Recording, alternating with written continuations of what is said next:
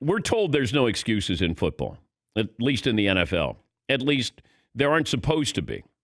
Good teams just adjust. We hear it all the time. They got injuries, and you just try to make do with what you have. The Niners, well, the normal rules don't apply. The Niners have legitimate excuses this year, decimated by injuries. Nobody has lost more games with their players to injury than the Niners have this year.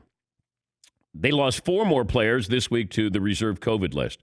Quarterback Jimmy Garoppolo and George Kittle, they were out last night. Most of the receiving core was out last night. Really, they had a shell of their normal offense, and they got blown out last night. And defense ran into, Aaron Rodgers. Aaron Rodgers has performed, I would say, Aaron Rodgers-esque. I don't know if we're waiting for Aaron Rodgers. Remember, we weren't quite sure. There were people who said they didn't know if Aaron Rodgers was a top 10 quarterback this year in August. Didn't know if Aaron Rodgers is a top 10 quarterback. He makes it look easy. I'll say it, and I'll say it until he retires. Nobody has ever made the position look easier when they're at the top of their game than Aaron Rodgers. For years, there seemed to be a jinx on the team that lost the Super Bowl. Had a lot of years where you didn't even get into the playoffs that following year.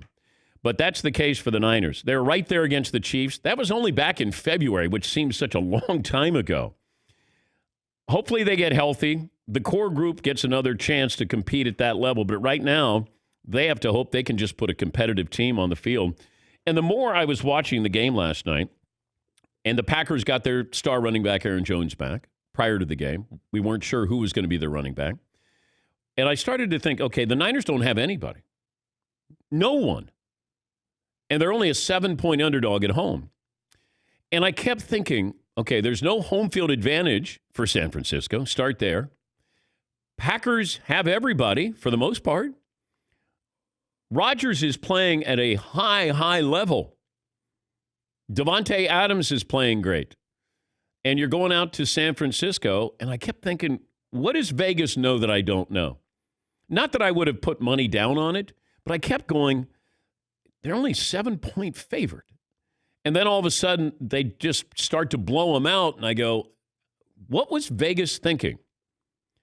And I said to Paulie, let's get Brent Musburger on. He's the Raiders play-by-play voice, and of course, he has a gambling site that he works for in Las Vegas, and Brent will join us next hour.